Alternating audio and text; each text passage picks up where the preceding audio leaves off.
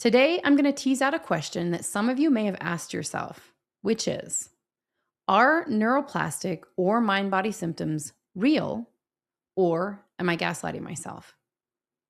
Now, I didn't come to the mind body or neuroplastic model easily. I did not want to believe it. And honestly, I didn't trust it for a long time.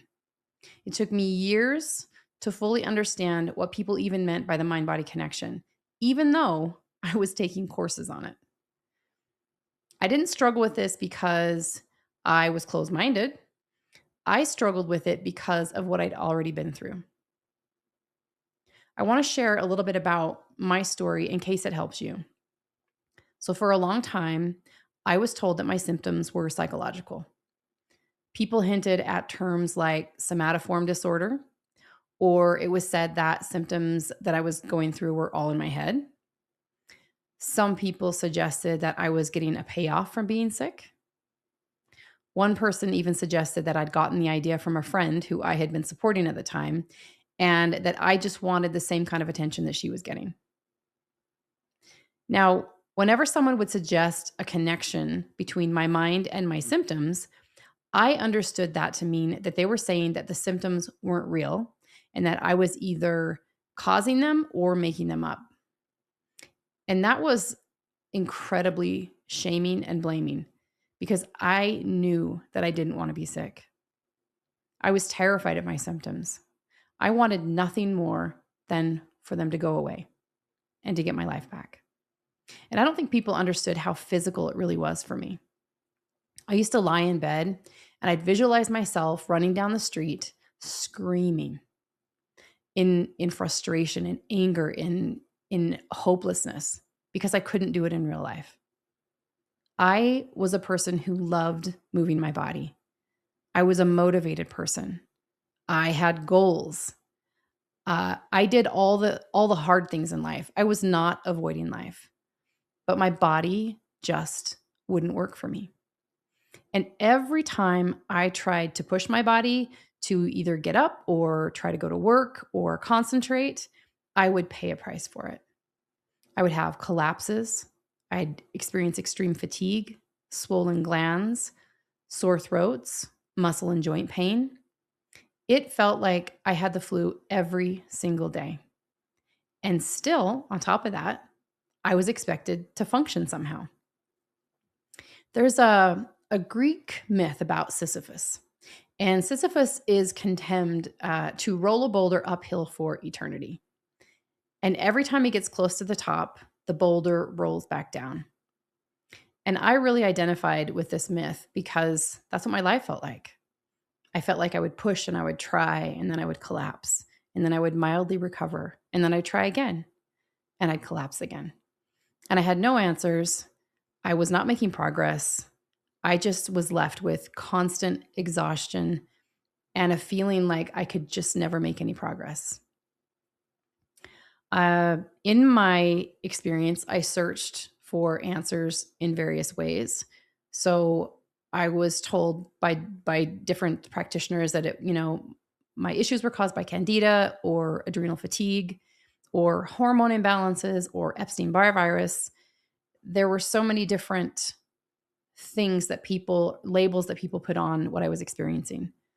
And the difficult thing about that was that none of those were recognized by mainstream medicine. So I would go to mainstream doctors and they would run tests and all of them would come back normal.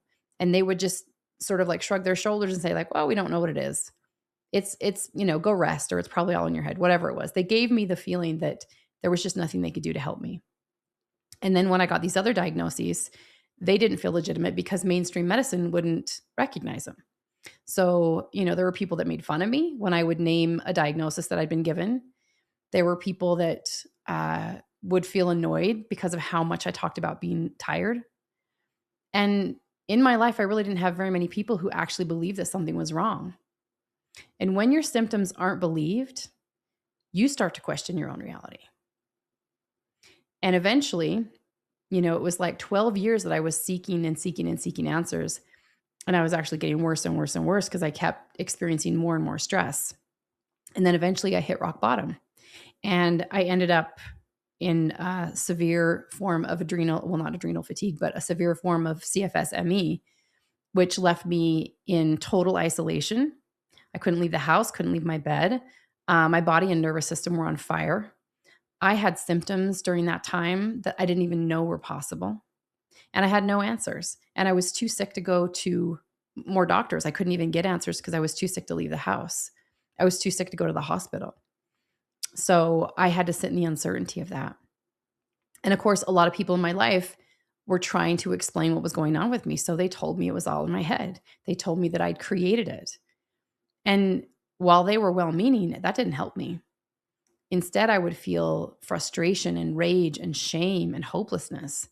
And all of those assertions were wounding.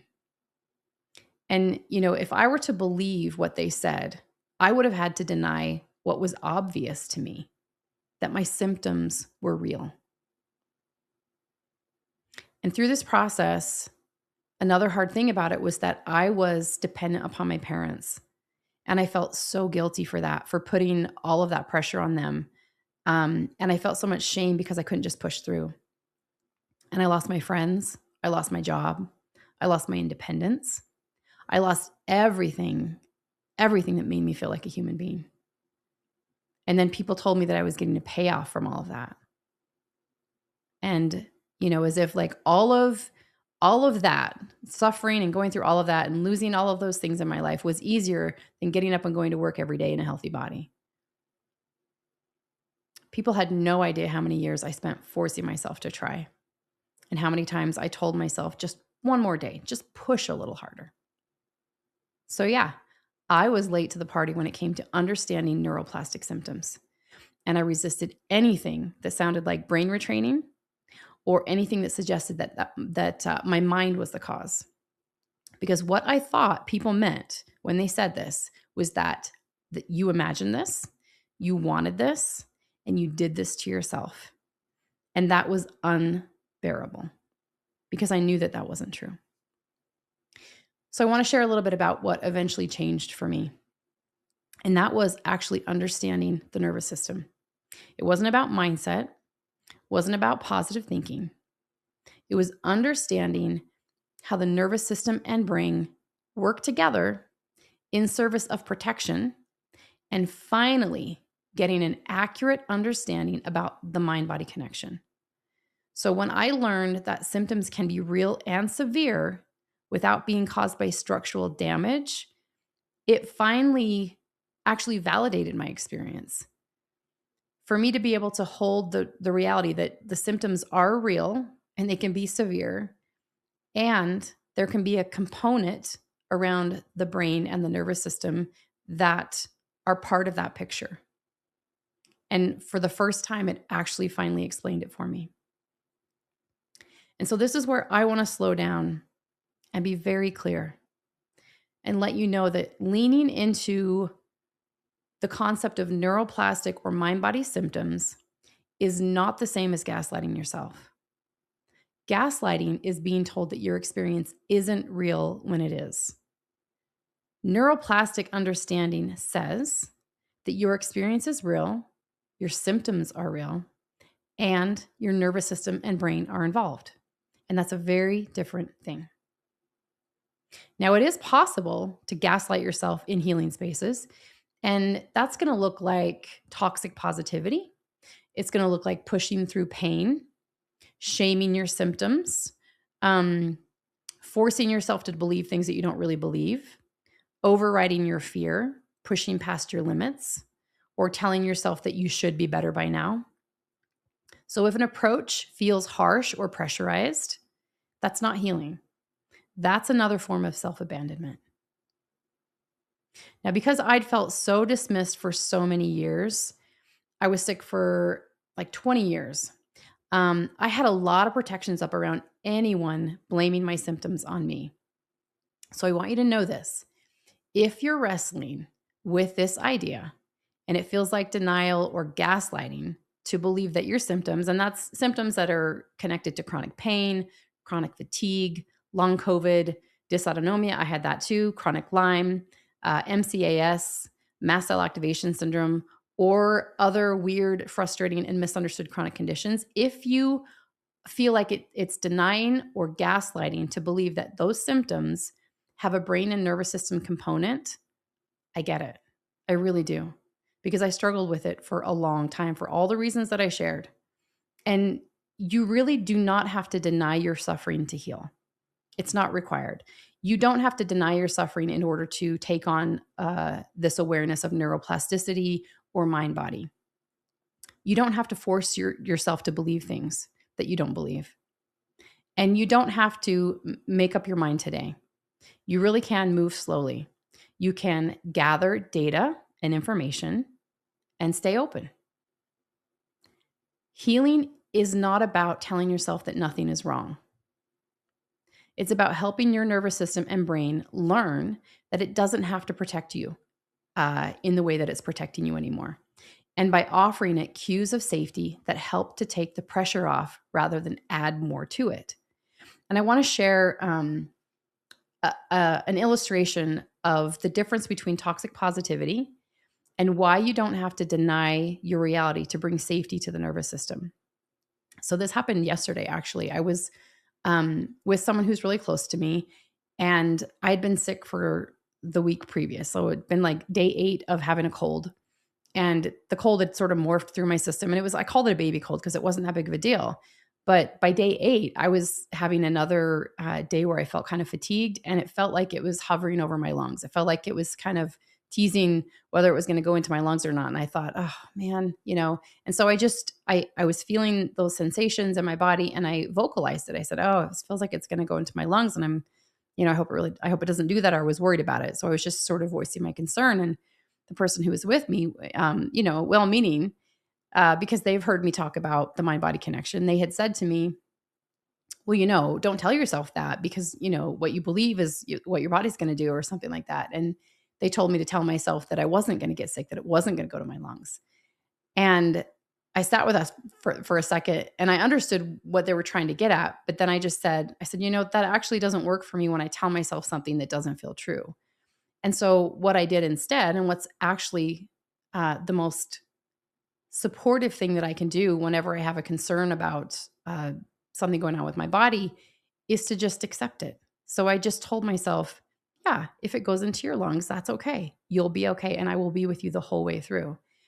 And so it was unconditionally accepting that could be a possibility, and that it was okay, and that it was safe for me to experience that, because I would hold myself the whole way through it. I would support myself and give myself self-care, and I didn't have to be scared. And so that was actually what reinforced a cue of safety to my system. And I woke up the next morning and I was fine. I actually felt much better, and it hadn't gone to my lungs. So you don't need toxic positivity to reset your system, or to give yourself a cue of safety. And so this is what I teach, because it's what actually works. There's a lot to learn about the brain and the nervous system that can shed a lot of light on how such profoundly physical symptoms can manifest in the absence of structural damage. And when you understand more, you feel more empowered and less afraid. And that's the first step. Now, if this episode helped something make a little bit more sense for you, I'm really glad. And if it stirred things up, that makes sense too, and that's okay. You are not alone in this. I know this is a really, these types of symptoms can be so confusing and frustrating and infuriating, because you try so hard to get help from outside resources, and sometimes you get labels that are supportive or not supportive. Sometimes you don't get the answers that you need, and it's really hard for people to understand the experience of this. If the information that I've shared here has resonated with you, and if you're interested in working with me, you can find more information about my offerings at Monarch Integrative Coaching, which should be visible right down below there. I have a lot of resources on my website that go into more detail about the mind-body connection. Also, more resources that talk about pain reprocessing therapy and healing in general. So you can find a lot of those resources in my blog on the website. I also have some low-cost PRT support groups that are going to be coming up in March. I think they start March 11th. And you can check that out on my website as well and sign up through the link that says support groups. All right, everyone. Thanks so much for listening. Take care, and I wish you a kind and gentle day.